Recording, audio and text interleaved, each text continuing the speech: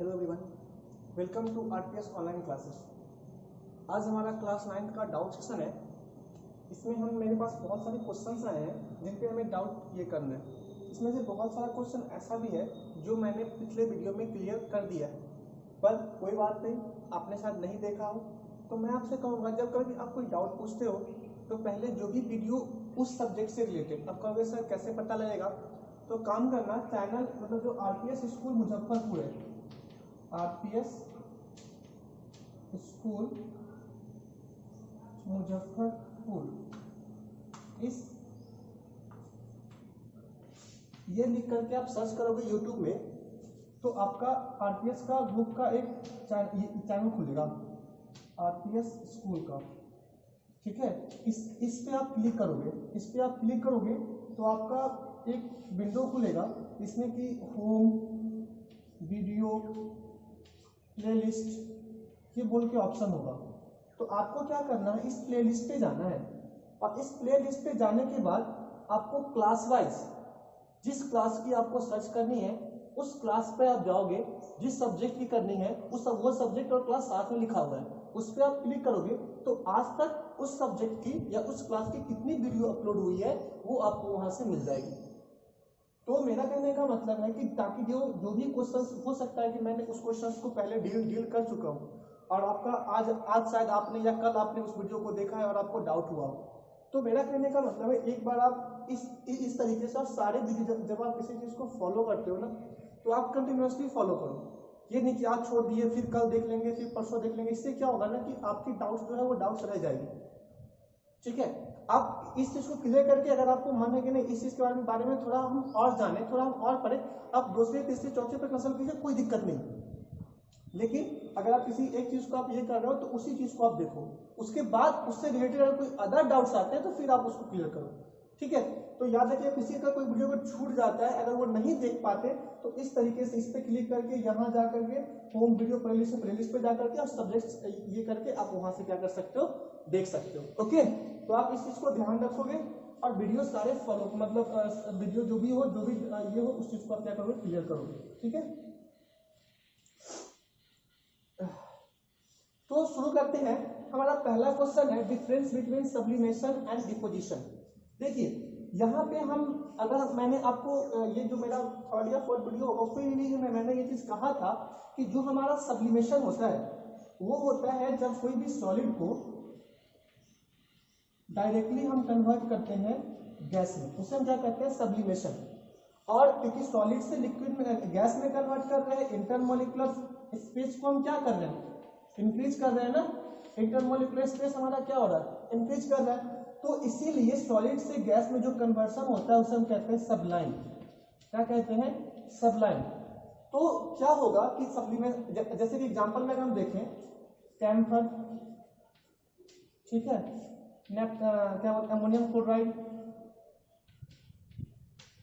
ये या फिर नेफ्थलीन बॉल, ये सब क्या है, ये सब ऐसे सब्सटेंस हैं जो कि क्या होता है कि अगर आप इसे हीट करोगे ना तो ये क्या होगा, डायरेक्टली ये कन्वर्ट हो जाएगा सॉलिड से गैस में without going to the liquid. इसका मतलब ये हुआ कि हम जो भी सब्सटेंस ये है सॉलिड, इसको हम डायरेक्टली क्या कर रहे हैं, सब्लाइम कर रहे हैं, कन्वर्ट कर रहे हैं किसमें, गैसियस मॉलिक्यूल्स में। ठीक है, तो अब यहाँ पे सब्लिमेशन के साथ साथ डिपोजिशन भी है। देखिए अगर आप इसी गैस को वापस अगर आप सॉलिड में लाने की कोशिश करते हो, बाय कैसे लाते हैं, bye lowering the temperature and increasing the pressure. तो अगर आप इस गैस को डायरेक्टली अगर आप सॉलिड में कन्वर्ट करते हो without going to the liquid, इसे भी हम लोग सब्लिमेशन ही कहते हैं। लेकिन जो करेक्ट वर्ड है इसका वो होता है, या तो इसे आप डीसब्लिमेशन कहेंगे, क्योंकि सोचिए अगर आप सॉलिड से गैस में जा रहे हैं उसे आप अगर सब्लिमेशन कर रहे हैं तो फिर गैस से सॉलिड में आने को आप सब्लिमेशन कैसे कह सकते हैं। ठीक है ना, तो या तो उसे हम कहेंगे डीसब्लिमेशन और या फिर कहेंगे डिपोजिशन। डिपोजिशन मतलब होता है डिपोजिट, मतलब किसी चीज को आप क्या कर रहे हो, उसके इंटरमोलिकुलर स्पेस को क्या कर रहे हो, कम कर रहे हो, डिपोजिट कर रहे हो किसी चीज के ऊपर। ठीक है, तो डिपोजिशन। तो यहाँ पे क्या होता है, गैस से, और इसी को हम कहते हैं गैस से सॉलिड वाले पोर्शन को, इसे हम क्या कहते हैं, सब्लिमेट। क्या कहते हैं, सब्लिमेट। ठीक है, तो याद रखिएगा या तो हम कहेंगे डीसब्लिमेशन और या फिर हम क्या कहेंगे डिपोजिशन। ठीक है, तो क्या होता है डिसब्लिमेशन या डिपोजिशन, कि जब आप गैस को डायरेक्टली किसमें कन्वर्ट करते हो, सॉलिड में कन्वर्ट करते हो। उससे इसका एग्जांपल अगर आप देखना चाहो तो क्या कहोगे, ड्राई आइस। क्या कहोगे, ड्राई आइस। ठीक है, तो इस तरीके से आपका पहला मेथड क्लियर होता है कि सब्लिमेशन और डिपोजिशन में क्या अंतर है। तो बोलोगे सब्लिमेशन होता है ऐसा प्रोसेस जिसमें हम सॉलिड को डायरेक्टली हम गैस में कन्वर्ट करते हैं without going to the liquid, because in this process the solid substance converted into gaseous। ठीक है, और एग्जांपल में ये दोगे, डिपोजिशन में बोलोगे कि it is the process in which gaseous substance directly converted into solid. ठीक है, और इसके एग्जांपल दोगे ड्राई आइस, कहोगे सॉलिड जो गैस फॉर्म हुआ है directly from solid called sublime, और जो यहाँ पे सॉलिड फॉर्म हुआ है without going to liquid from the gas it was sublimate. ठीक है, तो ये 2-3 पॉइंट लिखोगे सफिशिएंट है। ओके, चलिए नेक्स्ट हमारा आता है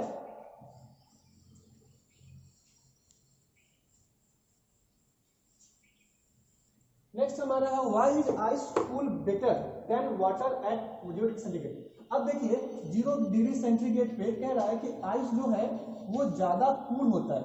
ठीक है, एज कंपेरिजन टू वाटर। इसका कहने का मतलब क्या है, देखिए आप मतलब क्या कर रहे हैं, वाटर से कहां जा रहे हैं, आइस में जा रहे हैं ना। तो वाटर से अगर आप आइस में जा रहे हैं और सेम टेम्परेचर पे वाटर और आइस में ज्यादा जो कूल होता है वो आइस होता है, वो है। तो मैंने एक टर्म कहा था लैटेंट हीट। क्या कहा था, latent heat. What is the meaning of latent heat, तो latent is the amount of energy required. क्या होता है, amount of energy required to convert. आप किसी चीज को कन्वर्ट कर रहे हो, ठीक है, तो उसके लिए एनर्जी क्या चाहिए, रिक्वायर्ड चाहिए आपको। तो जो एनर्जी रिक्वायर्ड होती है to convert 1 kg of a substance, किसका, किसी भी सब्सटेंस का जिसका कि आप क्या कर रहे हो, चेंज कर रहे हो उसके स्टेट को, उसे हम क्या कहते हैं, लैटेंट हीट कहते हैं। इस केस में क्या होता है, आइस कहां से बना होगा, वाटर से या फिर लिक्विड से बना होगा ना। तो ये लिक्विड को जब आप ये किए होगे तो उसका मतलब वहां पे आपको क्या लगा होगा, लैटेंट हीट लगा होगा। तो और आपने इंटरमोलिकुलर स्पेस कम किया है, मतलब आप सॉलिड की तरफ कन्वर्ट किए हो, तो उसे हम क्या कहते हैं, लैटेंट हीट ऑफ फ्यूजन। क्या कहते हैं, लैटेंट हीट ऑफ फ्यूजन। ठीक है, तो यहाँ पे इसके पास क्या है, एक्स्ट्रा अमाउंट ऑफ एनर्जी है जो कि इसने लिया है फॉर द लिक्विड से सॉलिड आने के लिए। उसने क्या किया है, एक्स्ट्रा अमाउंट ऑफ एनर्जी इसे क्या थी, रिक्वायर्ड थी। इसी कारण से this extra amount of energy के कारण ये क्या होता है, ज्यादा कूल होता है विथ रिस्पेक्ट टू वाटर। ठीक है, सेम टेम्परेचर पे, अगर सेम टेम्परेचर पे किसी भी दो सब्सटेंस का आपसे मतलब ये पूछता है कि ये ज्यादा एनर्जी के टर्म में किसी चीज को डिफाइन करने के लिए कहता है, तो आप क्या कहोगे, लैटेंट हीट का ऐसा होता है। ठीक है, लैटेंट हीट होता है कि the amount of energy required to convert any matter to change their form of 1 kg of substance. ठीक है, तो इस चीज को आप याद रखोगे, ये टर्म आपके आगे काम आएंगे। ठीक है, तो ये क्वेश्चंस भी आपके होप कि आपको ये आंसर भी समझ में आया होगा। सिंपली याद रखेंगे लैटेंट हीट। ठीक है, नेक्स्ट आता है अवर palm feels cold when we use perfume on it। Perfume की जगह पे आप एसीटोन ले सकते हो, ठीक है, आप पेट्रोल ले सकते हो। तो यहाँ पे क्या होता है, मैंने एक टर्म यूज किया था इवोपरेशन। ठीक है, इवोपरेशन, और कहा था इवोपरेशन जो है वो कॉज करता है कूलिंग। क्या कॉज करता है, कूलिंग कॉज करता है। तो मेरा कहने का मतलब है कि जब आप इवोपरेशन, होता क्या है वैसे, इवोपरेशन होता है conversion of liquid to vapour. ठीक है, तो अगर मान लीजिए ये प्रोसेस क्या होता है, इसमें क्या होता है कि अगर सपोज कीजिए आपके पास वाटर है, ठीक है, क्या है, वाटर। अगर मान लीजिए इसमें आप क्या कर रहे हैं, इवोपरेशन करा रहे हैं, तो इवोपरेशन सिर्फ क्या होता है कि जो upper surface of the liquid है सिर्फ वही क्या होता है, इवोपरेट होता है। बिकॉज यहाँ पे टेम्परेचर क्या है, बॉइलिंग वाटर की तरह नहीं है कि पहले सारा वाटर बॉयल होगा फिर जाकर के वो क्या करेगा, मतलब आपको इवोपरेट होगा या ये क्या वेपर में कन्वर्ट होगा।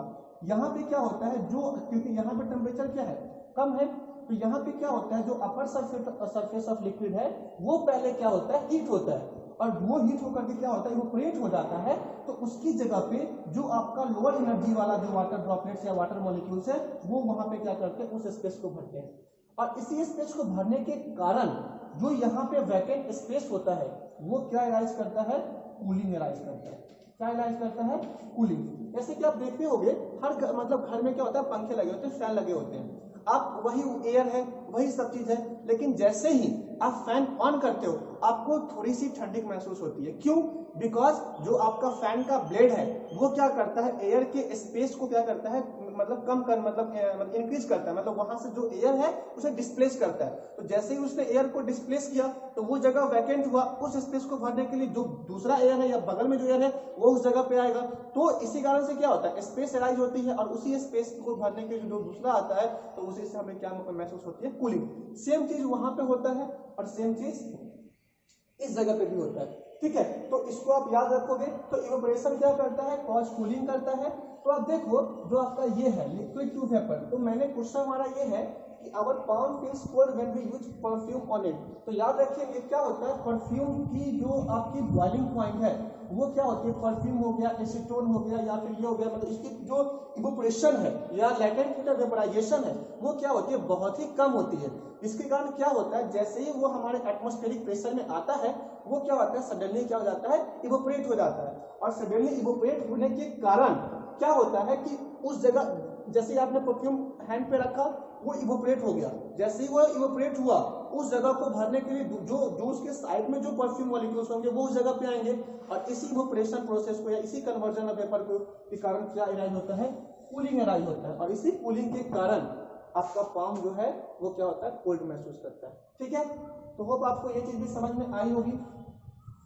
नेक्स्ट है, why does water in earthen pots keep cold during summer. देखिए इसमें क्या होता है, यहाँ पे भी वही चीज है कि जो इवेपोरेशन होता है वो कॉज कूलिंग करता है। देखिए क्या होता है, जैसे कि मैं अगर आपको दिखाऊं, ये ड्राइंग मेरा उतना अच्छा तो है नहीं, ठीक है, फिर भी मैं बनाने की कोशिश करता हूँ। सपोज कीजिए ये हमारा अर्दन पॉट है, ठीक है। अब आप क्या किया, इसमें आपने क्या किया, अर्दन पॉट में वाटर मॉलिक्यूल्स आपने डाल दिए, ठीक है। तो क्या होगा कि हमारे पास, आपको पता है कि ये अर्दन पॉट किसी से बने हैं, सॉइल के बने हैं ना, ठीक है। तो क्या होता है कि इस अर्दन पॉट के आउटर मोस्ट सरफेस पर, जो आउटर मोस्ट सरफेस है उसमें क्या होते हैं, पोर्स होते हैं, स्मॉल स्मॉल पोर्स होते हैं, ठीक है। जिस पोर्स को वाटर मॉलिक्यूल्स क्या करता है, मतलब वो पोर्स क्या करता है, वाटर मॉलिक्यूल को एब्जॉर्ब करता है। जैसे जैसे वो वाटर मॉलिक्यूल को एब्जॉर्ब करेगा, आप देखोगे जो इसके बाहर के सरफेस पे वाटर मॉलिक्यूल्स क्या हो जाते हैं, प्रेजेंट हो जाते हैं। और जैसे इसके बाहर के सरफेस पे वाटर मॉलिक्यूल्स प्रेजेंट होंगे, हमारे बाहर में क्या है, हीट है ना, सन है ना, वो क्या करेगा, इस वाटर मॉलिक्यूल को क्या करेगा, एब्जॉर्ब करेगा। और जैसे इस वाटर मॉलिक्यूल को मतलब सन जो है वो एब्जॉर्ब किया या उसको वेपोराइज किया, तो क्या होगा, इस जगह पे वैकेंट स्पेस आएगा। जिस वैकेंट स्पेस को मिनिमाइज करने के लिए अंदर का वाटर मॉलिक्यूल्स कहाँ आता है, बाहर की तरफ आता है, और यही क्या करता है, कूलिंग एराइज करता है।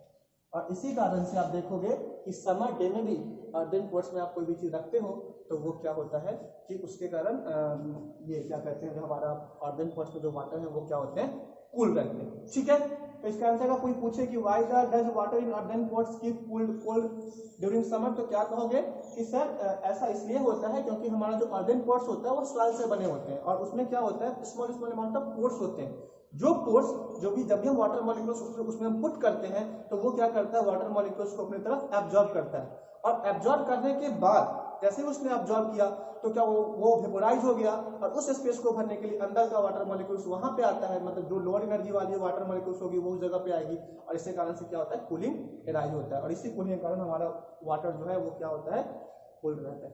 जो हमारा पहला, होप कि आपको ये क्वेश्चन में समझ में आया होगा। जो हमारा पहला क्वेश्चन था इससे पहले वाला, परफ्यूम, यहाँ पे याद रखिएगा कि परफ्यूम, एसीटोन, ये सब क्या होते हैं, वोलाटाइल लिक्विड होते हैं। वोलाटाइल लिक्विड, वोलाटाइल लिक्विड कहने का मतलब होता है कि जो बहुत जल्दी या फास्टर इवेपोरेशन करता हो, ठीक है। इवेपोरेशन या फिर उसकी बॉइलिंग पॉइंट क्या होगी, बहुत ही कम होगी, वेरी वेरी जीरो से क्या होगी, बहुत मतलब जीरो मतलब इंडक्शन जीरो नहीं कहेंगे इसे, मतलब मानिए ना कि मतलब बॉइलिंग पॉइंट से बहुत ही ज्यादा कम होगी, मतलब उसकी जो बॉइलिंग पॉइंट होगी वो क्या होगी, बहुत ही ज्यादा कम होगी। ठीक है, इसी तरह के वोलेटाइल, तो वहां पे जब भी ऐसा क्वेश्चन है वहां पे मेंशन कीजिएगा, because this liquids are volatile in nature so it evaporate faster. So उसके बाद जो मैंने कहा उसको आप क्या करेंगे, मेंशन करेंगे। ठीक है, तो याद रखेंगे ये सब क्या होते हैं, वोलेटाइल लिक्विड्स होते हैं। वाटर जो है वो नॉन वोलेटाइल, क्योंकि वाटर की बॉइलिंग पॉइंट क्या है, ज्यादा होती है। ठीक है, तो होप आपको ये भी समझ में आया होगा। नेक्स्ट आपका क्वेश्चन है जो वाई सॉलिड CO2 और ड्राई आइस। अब देखिए सॉलिड CO2 क्या होता है कि मतलब जब आप किसी भी मतलब CO2 को जब आप क्या करते हो, मतलब वो जब सॉलिड फॉर्म में होगा तो उसे हम क्या कहते हैं, ड्राई आइस कहते हैं। तो ये कब फॉर्म होता है, जब कोई भी गैसियस आप CO2 को जब आप डायरेक्टली कन्वर्ट करते हो, किसी भी गैसियस CO2 को जब आप डायरेक्टली कन्वर्ट करते हो सॉलिड में, तो उसे हम क्या कहते हैं, ड्राई आइस कहते हैं। और ये ड्राई आइस क्या होता है, जनरली फूड प्रिजर्विंग में या फिर आइसक्रीम को प्रिजर्व करने में, ठंडा रखने में क्या होता है, ये सॉलिड CO2 काम आता है। ठीक है, सिंपली याद रखिए सॉलिड CO2 क्या है, जब हम किसी भी CO2 को हम डायरेक्टली गैसियस स्टेट से कन्वर्ट करते हैं सॉलिड स्टेट में, तो उसे क्या कहते हैं, ड्राई आइस कहते हैं। ठीक है, नेक्स्ट है व्हाट प्रोड्यूस मोर बॉल्स। ठीक है, यहां पे स्टीम और बॉइलिंग वाटर, स्टीम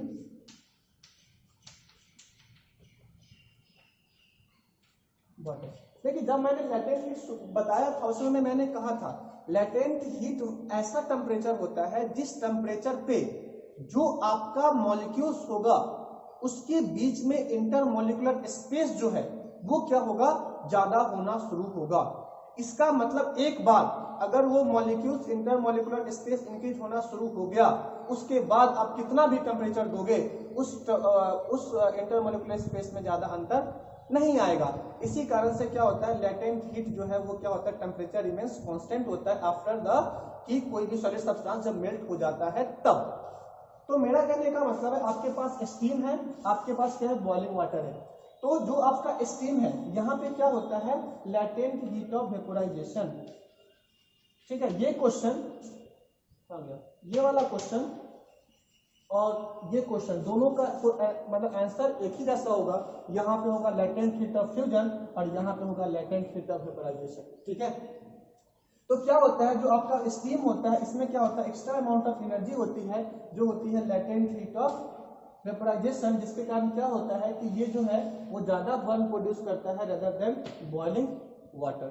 ठीक है, तो इसका भी इसी से याद रखोगे। नेक्स्ट है why are we able to sip hot tea faster from a saucer rather than a cup. Saucer कहने का मतलब होता है जो भी कप जिसमें आप रख के देते हो ना किसी को चाय पीने के लिए, वो हो गया। तो देखो अगर हम दो चीज बनाए, सपोज कीजिए ये हमारा क्या है, ये हमारा कप हो गया। ठीक है, इसकी सरफेस एरिया ये हो गई और जो हमारा सॉसर होता है ये हो गई सपोज कीजिए।